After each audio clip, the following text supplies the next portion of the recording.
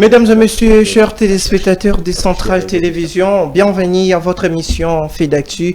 Fait d'Actu aujourd'hui, nous allons commencer d'abord avec M. Priam Kossi, il est analyste politique. En attendant l'arrivée de notre deuxième invité sur ce plateau, avec lui, nous allons parler de différents sujets d'actualité. Vous savez, l'actualité reste dominée par les arrêts définitifs en ce qui concerne les contentieux électoraux ici en République démocratique du Congo, surtout avec la députation nationale. La Cour constitutionnelle a coupé court aux rumeurs. Tout est déjà au clair. Car cela ne tient, il y a des sons de cloche. Il y a beaucoup de gens qui murmurent par rapport à ce qui a été fait par la Cour constitutionnelle. Nous allons parler aussi de la situation sécuritaire qui continue à demeurer précaire dans la partie est du pays. Pourquoi pas les sociales avec les phénomènes Kuluna, mais aussi les difficultés de transport, mais aussi d'eau ici dans la capitale Kinshasa. Fait d'actu, c'est parti. Nous débutons avec M. Priam, que je commence d'abord par saluer. Beauté, bonjour M. Priam. Bonjour messieurs les journalistes. Vous allez bien? Très bien. Très bien, comme j'avais dit, nous allons débuter en attendant l'arrivée de notre deuxième invité sur ce plateau. Nous allons commencer par les arrêts de la Cour constitutionnelle. La Cour a déjà fixé l'opinion par rapport au contentieux. Vous étant un analyste politique, d'abord, comment avez-vous accueilli cet arrêt ou les décisions de la Cour constitutionnelle avant d'entrer dans des questions de fond? Déjà, rien n'est nouveau sur la terre, comme vous le savez bien. Dès lors que la CENI avait publié des résultats, la CENI avait fait mention en rappelant à l'opinion que ces résultats étaient encore provisoires et qu'au moment opportun, il fallait attendre la Cour constitutionnelle puisse, n'est-ce pas, valider définitivement, bien entendu, ces résultats. Chose promise, chose faite. Voilà, c'est juste une procédure qu'il faudrait suivre et on en est arrivé, on a vu la Cour s'est prononcée là-dessus, et bien nous saluons, disons, ces résultats tels quels et je profite aussi pour féliciter tous les candidats, bien entendu, qui ont été validés par la Cour constitutionnelle. Félicitations vraiment pour la énième fois à tous ces candidats qui ont bataillé et à ces jours, les résultats ont été validés. Les résultats ont été validés. Vous savez, il y a IDPS qui a récupéré quelques postes aussi. Il y a AFDC qui a perdu, je peux dire déjà, beaucoup de candidats ou beaucoup de députés nationaux. Il y a INC, il y a ACP. Il y a beaucoup de partis aussi qui ont gagné. Il y a aussi quelques partis aussi qui ont perdu. Mais aujourd'hui, il y a polémique. Mais c'est Priam. On vous connaît, analyste politique. On vous connaît très bien. Il y a déjà des murmures. Il y a les gens qui murmurent par rapport à ce qui est arrivé au regroupement du président du Sénat, Modeste Bachilukwebo. Il a perdu beaucoup de députés nationaux. On pense que c'est juste un complot du côté de l'Union sacrée. On a comploté contre ces regroupements politiques. Est-ce que c'est vrai aussi? Déjà, il faudrait préciser que Bachilukwebo n'est plus président du Sénat. Il est député, puisque au niveau, n'est-ce pas, du Sénat, il y a un autre, n'est-ce pas, président, selon la Constitution. Oui. Une fois que vous êtes élu député et que votre mandat est validé, il faudrait ipso facto, n'est-ce pas, rendre les tabliers, eh bien, il est encore député. Voilà, ça c'est une précision. Oui. Alors, au regard de votre question, il y a des murmures au niveau de l'AFDC. Moi, je pense que on est dans un état tout à fait démocratique. On ne peut pas contraindre ou interdire à quelqu'un de ne pas émettre son opinion. Je pense que l'AFDC est libre d'émettre son opinion. Mais qu'à cela ne tienne, s'il faudrait entrer maintenant dans le fond, n'est-ce pas, du débat, vous verrez que tout ceci, c'est parce que la Cour a invalidé 9 députés, n'est-ce pas, de l'AFDC. Messieurs les journalistes, vous savez que lorsqu'on va aux élections, il y a toute une étape à respecter, bien entendu. Tout d'abord, il faudrait attendre, comme je l'ai dit tout à l'heure ici, à ce que la CENI puisse, n'est-ce pas, vous publier, si vous êtes élu, et que la CENI vous publie. En second lieu, il faut attendre que la Cour puisse confirmer. On avait bien dit, la Cour l'a si bien dit, que au moment opportun, nous allons nous prononcer et que ces résultats, eh bien, seront bien entendu définitif. Alors, qu'est-ce qui est onéré? La CENI avait bien dit également aussi que ces résultats étaient provisoires. Moi, je pense que les députés, n'est-ce pas, invalidés par la Cour constitutionnelle, ne peuvent que se plier parce que la Cour et les arrêts de la Cour sont inattaquables. Voyez-vous? C'est-à-dire que tous ceux qui ont été élus députés les savaient très bien qu'au moment opportun, la Cour devrait se prononcer et que ces résultats étaient encore provisoires. J'aimerais bien ceux qui nous suivent comprennent bien la démarche.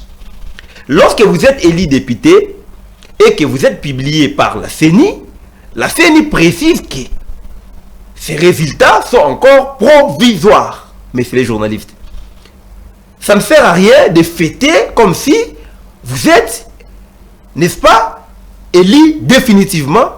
C'est que votre, n'est-ce pas, mandature est prouvée par la Cour constitutionnelle. Il ne faut pas créer de l'intox là-dessus. Pour ceux qui soulèvent un peu de tension, pour ceux qui pensent qu'il y aurait eu pot de vin, pour ceux qui pensent qu'on aurait dit manipuler l'appareil judiciaire, etc. Mais c'est les journalistes.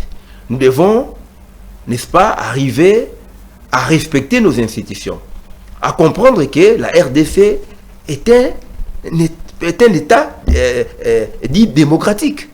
Et que dans un pays démocratique, il y a des principes, il y a des normes, messieurs.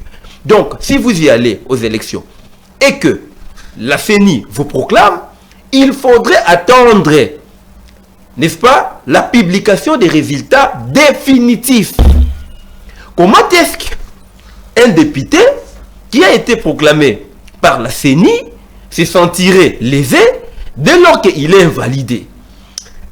Moi, je pense que, bon, s'il faut aller dans le sens humain, certainement, lorsqu'on perd, on ne peut qu'être déçu, tout à fait logique, puisque lorsqu'on va à une course, vous savez, moi j'étais candidat aussi en 2018, messieurs les journalistes. J'avais fait à l'époque 4650 voix à Tchaou. Moi personnellement qui vous parle, je suis candidat, mais lorsque j'ai constaté que non, voilà, j'avais perdu, qu'est-ce que je fais? J'ai remercié ma base, et bien, j'ai dit, je vais revenir au moment opportun par rapport à mes ambitions. Donc, ça ne sert à rien, si vous y allez à une course électorale, et que vous sortez perdant, vous pensez que c'est de l'alchimie, comme si vous ne pouvez pas perdre des élections. C'est-à-dire que l'échec, on ne le souhaite pas, mais ça peut arriver. Ce qui est bizarre dans notre pays, les gens n'ont pas ce sens de sportivité. Il y a un peu de l'immaturité aussi de la part de certains candidats qui ont été proclamés. Ils ont chanté la victoire, oubliant que c'était que des résultats, bien entendu, provisoires, et que du moment où ces résultats seront, n'est-ce pas, validés par la Cour constitutionnelle, eh bien c'est en ce moment-là qu'on peut dire merci, je suis élu. Là maintenant j'en viens pour parler par rapport à l'AFDC. Mais c'est les journalistes, l'AFDC a beaucoup de députés. Si vous perdez 9 députés, l'AFDC reste avec combien de députés? Avec une vingtaine de députés, c'est quand même beaucoup. Qu'est-ce qu'il y a de députés, mais ils ont perdu la deuxième ou la troisième force plutôt du point de vue des députés de l'Assemblée nationale. C'est fort quand même. Est-ce que l'Assemblée nationale a été taillée pour un parti politique quelconque? Qui vous a dit que l'Assemblée a été taillée pour un parti politique quelconque? Qui vous a dit que l'Assemblée nationale reviendrait à l'AFDC? Qui vous a dit ça, messieurs les journalistes? Il ne faut pas créer des l'intox, il ne faut pas tromper l'opinion, messieurs. Même les gens qui nous suivent, ils doivent comprendre que l'Assemblée nationale revient au président de la République, c'est à lui de décider. Il ne faudrait pas confondre, messieurs les journalistes. Il y a quand même des intellectuels, des éminents professeurs, des étudiants qui nous suivent de partout. Il faut expliquer, éclairer cette lanterne-là. Il y a la primature, il y a l'Assemblée nationale, il y a le Sénat. Ces postes-là, eh ben, ça revient au président de la République de pouvoir désigner. C'est clair. Moi, je me demande qui vous a dit que ces postes reviendraient, soi-disant, à l'AFDC. Qui vous a dit ça? Parce que excusez, je vais citer, parce que je suis en train de dire ici de manière claire. Tous les députés de l'AFDC, s'ils étaient autour de 36 ou 37 députés, tous ces 36 ou 37, ils étaient encore élus provisoirement. Du moment où la Cour constitutionnelle arrive à valider ou à invalider un certain nombre, eh bien, on considère tel quel le nombre là qui est choisi définitivement. C'est-à-dire, c'est ce nombre-là qu'on va considérer, même si cette question-là, la question à laquelle vous faites allusion, oh non, l'AFDC se proclamerait deuxième force, tel que vous le dites là, il fallait attendre maintenant que ces décès soient connus. Eh bien, maintenant, vérifiez si en ce moment-là, ici, l'AFDC a quel poids politique, c'est vous qui le savez. Donc, évitez de se personnifier ou de penser que les pays appartiendrait à un individu ou à un groupuscule des gens. Le pays appartient à tout le monde peut challenger, tout le monde peut avoir des ambitions. L'AFDC, avec tous ces nombres de députés qu'il a actuellement, une vingtaine, ce n'est pas aussi moindre. C'est beaucoup de députés. S'il y a un souci, eh bien, voyons voir s'il y aurait eu erreur matérielle. Certainement, la Cour va aussi revoir. Mais ça ne sert à rien d'être agité. Ça ne sert à rien d'être agité. Parce que, moi je ne suis pas un professeur d'université, mais ceux qui ont fait les droits les savent très bien, et tout intellectuel congolais les sait très bien, que du moment où les résultats, vous êtes intellectuel, mais c'est les journalistes, sont publiés par la CENI, les résultats, jusqu'à preuve du contraire, sont déclarés provisoires. Provisoire. Voilà. Provisoire, bien sûr, hier, l'AFDC avait prévu de faire un point de presse pour fixer l'opinion, mais cette activité a été reportée à une date ultérieure. Nous allons y revenir pour vous donner plus des détails, mais nous continuons. Mais c'est Priam, vous savez, au niveau de l'Assemblée nationale, il y a beaucoup d'enjeux aujourd'hui avec l'IDPS qui s'est déjà positionné pour la première vice-présidence de l'Assemblée nationale. Il y a aujourd'hui, on nous parle déjà du côté de l'INC, on aurait déjà un candidat pour la présidence de l'Assemblée nationale. De l'autre côté, il y a le président Bosso. De l'autre côté, il y a AFDC. Est-ce que vous pensez que ce n'est pas déjà une guerre à l'interne au sein de l'Union sacrée en ce qui concerne la présidence de l'Assemblée nationale? Tout le monde peut avoir les ambitions, messieurs les journalistes. On ne peut pas interdire à quelqu'un de ne pas réfléchir ou d'avoir les ambitions. Mais, comme je l'ai dit ici, ça revient au chef de l'État, n'est-ce pas, de choisir qui va diriger l'Assemblée nationale, qui va diriger le Sénat. On a vu déjà au niveau du gouvernorat de la ville de Kinshasa, eh bien, l'Union sacrée a désigné. Alors, de la même manière, ça va se passer partout. Je ne sais pas, peut-être que vous avez une question contraire. Non, c'est juste une question par rapport à ce qui se passe. On a vu aussi, vous venez de le dire aussi, à la ville province de Kinshasa, bien sûr que l'Union sacrée a ses candidats, mais on voit aussi, il y a beaucoup de candidats qui se réclament aussi d'être membres de l'Union sacrée, de soutenir aussi le président de la République. Aujourd'hui, il n'y en a pas seulement un candidat ou le candidat choisi par l'Union sacrée, il y a beaucoup d'autres candidats. C'est ce qu'on se demande au niveau de l'Assemblée nationale. Est-ce que ça ne sera pas le cas aussi là-bas avec la présidence de l'Assemblée nationale? Voilà pourquoi je suis en train de dire ici, jusqu'à preuve du contraire, nous ne pouvons pas, personnellement, intellectuel que je suis, je peux donner un point de vue. Vous avez besoin de mon point de vue où vous voulez, afin que j'entre dans le oui-dire, s'il vous plaît. Vous comprenez? Moi, je ne peux pas parler, je ne peux pas tabler ici, je ne suis pas venu pour parler de l'incertitude. Je reste objectif, mais je peux donner mon point de vue. Si vous avez besoin de mon point de vue, voilà, je peux vous le donner. Mais en ce qui concerne, comme je vous ai dit, n'est-ce pas, de l'Assemblée nationale, ça revient au président de la République. Ça revient à l'Union sacrée dans l'ensemble, bien entendu, sous la houlette du président de la République, qui va dire, voilà, eh ben, notre étiquette de l'Union sacrée, ce serait X, soit Y. Vous comprenez? Mais si les gens se permettent de dire huis clos, excusez-moi, les candidats, etc., eh ben, moi je ne peux pas ici tabler sur cela, sur les incertitudes. Mais je peux avoir un point de vue. C'est ça peut-être la différence. D'accord. Je crois que nous allons y revenir vers la fin de cette émission. Cette fois-ci, je crois que nous allons maintenant parler de la situation sécuritaire en attendant que notre deuxième invité arrive. Je ne sais pas s'il est déjà là. Par rapport à la situation sécuritaire, il continue à demeurer précaire dans la partie est du pays. On a suivi il y a quelques jours, le président Kagame a donné son accord pour rencontrer son homologue, le président Félix-Antoine Tshisekedi Tshilombo. Vous d'abord, comment avez-vous accueilli cette nouvelle? En fait, vous savez, on ne peut pas en réalité refuser les négociations. Vous savez qu'un État ne se dirige pas comme on dirige sa propre famille. Vous comprenez? Ou on dira peut-être, voilà, parce que j'aurai des soucis avec mon enfant, soit avec ma femme, eh bien, je ne lui parlerai pas. Un État, quand vous les dirigez, il y a ce qu'on appelle la diplomatie. Il y a des relations bilatérales qui nécessitent aussi une collaboration avec d'autres États. Mais malgré cela, au regard des relations que la RDC a avec les Rwandais, vous savez que ce sont des relations qui posent problème, ce sont des relations qui perturbent un peu. Voilà.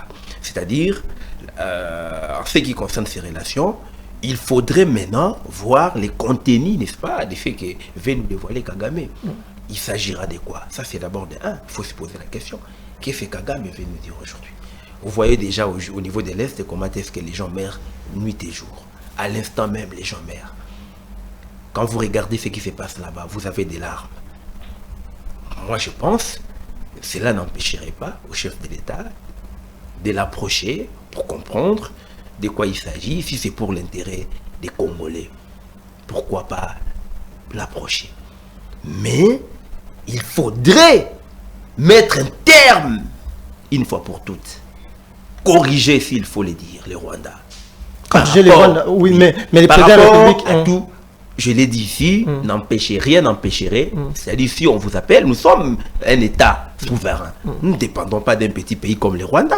Mais cela n'empêche pas, n'est-ce pas, à nos gouvernants, n'est-ce pas, de collaborer s'il y a des questions bilatérales, comme je l'ai dit ici. Il ne faudrait pas oublier que, en ce qui concerne la souveraineté d'un État, il y a aussi des relations bilatérales entre les États. C'est-à-dire que, je vais vous donner un exemple, par exemple. Aujourd'hui, par exemple, en RDC, nous collaborons avec certains pays pour avoir, par exemple, du pétrole. Nous collaborons, par exemple, avec certains pays pour avoir, par exemple, du chicha, pour importer, par exemple, certaines histoires que nous utilisons. Vous comprenez? On a aussi besoin de ça. Si on aurait des collaborations, on aurait dû avoir des collaborations étroites, parfaites avec les Rwandais. En quoi cela poserait problème? Est-ce que la RDC ne collabore pas avec d'autres pays? Collabore, bien entendu. Puisqu'il y a des histoires que nous importons d'ailleurs. Donc on ne peut pas refuser, jusqu'à preuve du contraire, de ne pas collaborer avec tous ces pays. Mais les problèmes c'est cela. C'est par rapport, n'est-ce pas, à la relation qui existe entre la RDC et les Rwandais. Voyez-vous, c'est une relation aujourd'hui qui ne plaise plus aux gens. Vous comprenez? Puisque les Rwandais ne nous respectent pas. Les Rwandais sèment des désolations dans notre pays. Sèment du désordre, de la terreur, de la frustration. Vous comprenez? Toutes ces choses-là qui se passent dans notre pays, c'est le Rwanda qui est la première cible. Voilà pourquoi j'ai dit ici, lorsque le Rwanda nous fait appel, nous pouvons aller vers le Rwanda pour écouter, mais cela ne voudrait pas dire que nous n'allons pas corriger les Rwandais. Puisqu'il nous faut à un certain moment une correction pour dire voilà, vous avez fait ceci, et bien nous on va riposter contre vous. Vous comprenez? Mais il faut d'abord écouter, parce que qu'est-ce qu'il veut nous dévoiler pour Kagame? Moi je pense qu'il est temps. Notre pays, je l'ai dit lors d'une émission où on m'avait réfi, je pense peut-être c'était ici, a beaucoup à faire. Il est temps que nous puissions travailler de manière dire, mobiliser les fonds. Je souhaite d'ailleurs que les prochains gouvernements puissent vraiment bosser dur. Et que les chefs de l'État aient un regard, je peux dire, sévère à l'endroit de tous les ministres. S'il faut sanctionner, il faut le faire. Nous voulons relever notre budget. Nous voulons autonomiser, n'est-ce pas, notre économie. Nous ne voulons plus dépendre seulement des autres. Nous ne voulons plus avoir une économie extravertie comme on l'a aujourd'hui. Nous voulons plutôt une économie mixte en RDC. Nous voulons aujourd'hui que la RDC se dote des milliards au niveau, n'est-ce pas, du trésor. Nous voulons voir la RDC aujourd'hui avec des industries. Nous voulons voir la RDC aujourd'hui arriver, n'est-ce pas, à voir les Bukangalonjo un peu partout. Nous voulons voir la RDC avec ses propres sociétés de télécommunications. Nous voulons voir la RDC aujourd'hui fabriquer des véhicules, pas monter mais fabriquer. La RDC fabriquer des téléphones cellulaires. Et cela va donner de l'emploi. Cela va faire remonter l'économie de notre pays. Et du moment où nous aurons une économie forte, nous serons capables pour dire, voilà, on va bouter maintenant l'ennemi dehors. Du moment où nous n'allons plus nous endetter à la FMI, il faut que cela prenne fin. Puisque ce sont les mêmes personnes-là. Aujourd'hui, vous voyez même certains pays occidentaux en train de dire, voilà, en train de fustiger ce que fait le Rwanda, etc. Mais qui est derrière le Rwanda? N'est-ce pas les Occidentaux? Eh bien, nous n'allons plus leur tendre la main par rapport à la FMI. Nous devons nous préparer à faire face à toutes ces choses-là. Mais la faute ne revient pas à un seul individu. Puisque si vous ne travaillez pas, vous direz toujours que c'est le chef de l'État fait. Non, chaque Congolais a sa part de responsabilité. Vous êtes ministre, travaillez dans votre secteur, donnez des résultats. Si vous ne les faites pas, on vous sanctionne. Nous voulons un gouvernement comme ça. Nous voulons avoir des personnalités, n'est-ce pas, d'État. Pas seulement des personnes politiques, mais nous voulons des personnalités d'État. Déjà, des gens qui ont un sens élevé de maturité. Des gens qui peuvent ramener de l'évolution, de la pierre à l'édifice, qui peuvent apporter quelque chose. Nous ne voulons pas seulement les gens qui viendront avec des diplômes pour brandir, dire je suis docteur, etc. Et bien par après, le pays ne marche pas. Donc voilà, je voudrais bien voir les prochains gouvernements, n'est-ce pas, décoller avec un nouvel élan, soutenir les chefs de l'État, accompagner, n'est-ce pas, tous les Congolais dans cette démarche-là. Et vous verrez, messieurs les journalistes, que demain on parlera d'un Congo fort, d'un Congo uni. Et puis, à l'interne, il faut qu'il y ait l'unité. Lorsqu'aujourd'hui on voit certains Congolais, comme le disaient les patriarches Mbosso, quitter les groupes armés, vous avez vu aujourd'hui certains députés, certains Congolais, les Nanga, qui étaient ici, qui hier d'ailleurs, il a dirigé la CENI, une grande institution de notre pays, une institution, l'une des institutions, d'ailleurs la première, avant qu'on parle même du CESAC, d'appui à la démographie, et qui a même organisé les élections chez nous, mais aujourd'hui il s'est rébellé contre notre pays. On a vu Jean-Jacques Mamba qui était ici député, s'est rébellé contre notre pays. On ne sait plus si demain ce serait qui encore. Qui d'autre va encore rejoindre, n'est-ce pas, ces mutineries, ces rebelles, le Rwanda. Voyez-vous? Donc, c'est pour vous faire voir que déjà à l'interne, il y a des problèmes, il y a des fissures. Nous sommes déstabilisés à l'interne. Il y a des généraux qui ne sont pas en étroite collaboration, en parfaite collaboration avec nos organes de sécurité, qui ne sont pas en parfaite collaboration avec la hiérarchie. C'est-à-dire qu'il y a de ces Congolais-là qui, à l'interne, travaillent pour l'ennemi. Et il est temps.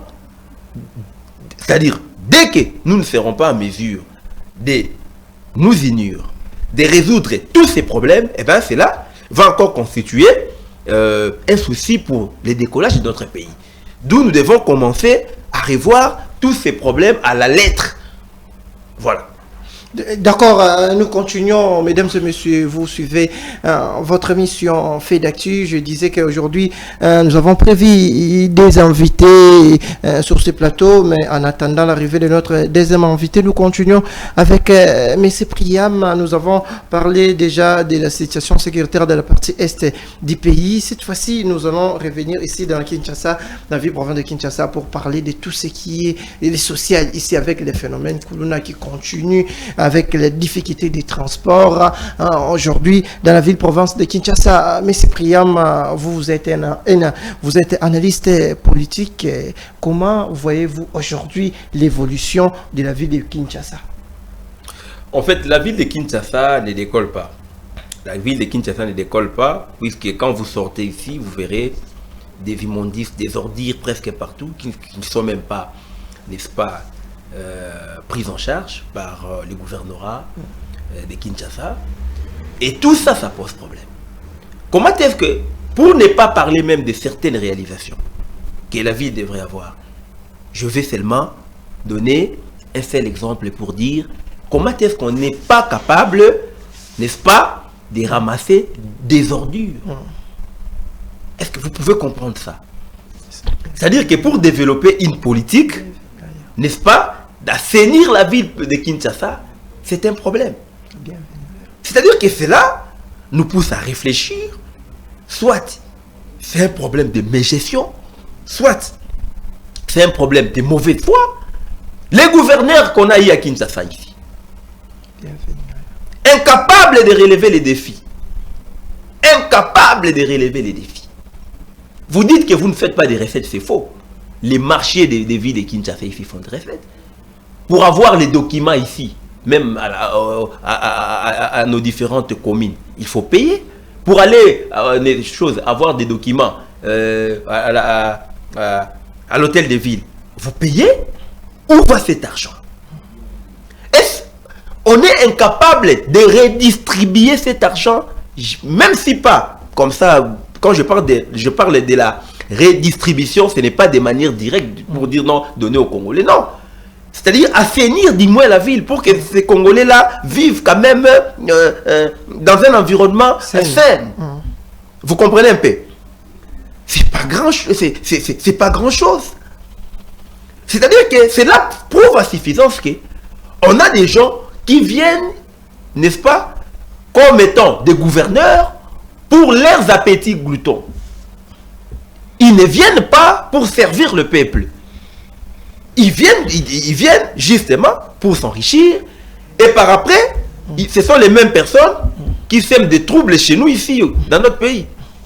Vous verrez les mêmes personnes s'aimer des troubles. Vous verrez les mêmes personnes faire du n'importe quoi. Vous comprenez? Tout ça parce que on n'est pas en mesure de faire des très bons choix. Au Congo, on n'a plus besoin de ces histoires-là. Il a étudié en Europe, il a un tel diplôme de doctorat. Non, non, non, non. Nous voulons, n'est-ce pas, des gens pragmatiques comme les Anglais. C'est-à-dire des gens qui peuvent venir et du coup faire avancer les choses, trouver même des partenaires à l'étranger, acheter même, je ne sais pas, comment est-ce que la ville province de Kinshasa n'a même pas des machines tronçonneuses, oui, pour transformer même les détritus. Pour transformer les détritus, les ordures. Comment ça peut... je me demande comment ça peut manquer. C'est-à-dire chaque soir, pour balayer, on n'a même pas de véhicules, n'est-ce pas, aux normes internationales pour balayer même nos différentes routes, nos grands haltères. Comment est-ce que sur le boulevard du 30 juin, vous trouverez des bouteilles d'eau un peu partout et la ville est incapable de ramasser cela?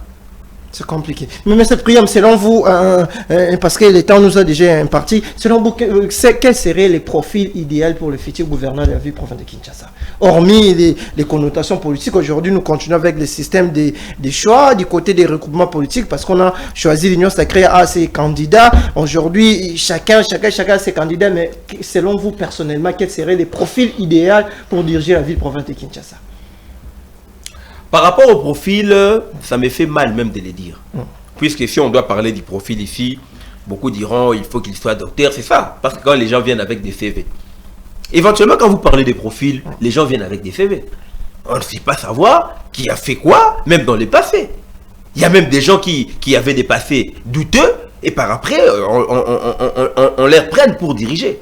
Moi, je pense ici, parler du profil, ce serait compliqué, mais c'est les journalistes. Projet. On en a évoqué ici, voilà. Il faut qu'on parle des projets, pas des profils. C'est-à-dire que si vous voulez devenir candidat, faites-nous voir votre projet. Et ce projet doit être évalué à mi-chemin. C'est-à-dire qu'on vous accorde un temps pour dire, voilà, c'est ce que les gens n'arrivent pas à faire chez nous. je serai candidat gouverneur. Voilà. Une fois élu, je veux faire ceci, je veux faire cela, etc. Vous détaillez votre, disons, votre projet de société. Et c'est sur base de ces projets que les députés provinciaux vont maintenant vous évaluer. Du moment où vous serez en deçà, n'est-ce pas, de votre projet de société à mi-chemin, on vous déchoit. C'est fini, on vous déchoit. Aujourd'hui, et il faut que nous ayons aussi des députés provinciaux conscienciés, pas des charlatans, des gens qui n'ont pas de vision, comme nous voyons certains députés ici, des gens qui n'ont pas de vision, qui viennent que pour leur ventre, mais des députés qui ont une vision, des députés qui peuvent avancer les choses. C'est facile, mais c'est les journalistes. C'est facile, mais aujourd'hui, avec les injonctions politiques, avec les choix des autorités morales, vous pensez que ça sera une tâche facile pour les députés provinciaux de faire un choix judiciaire aujourd'hui pour la vie provinciale de Kinshasa? On n'est pas élu parce qu'on est élu dans une formation politique. Eh bien, il faut servir à la merci de la population ou au détriment de la population. Vous êtes élu, vous servez, n'est-ce pas, au profit de la population. Et non au détriment de la population.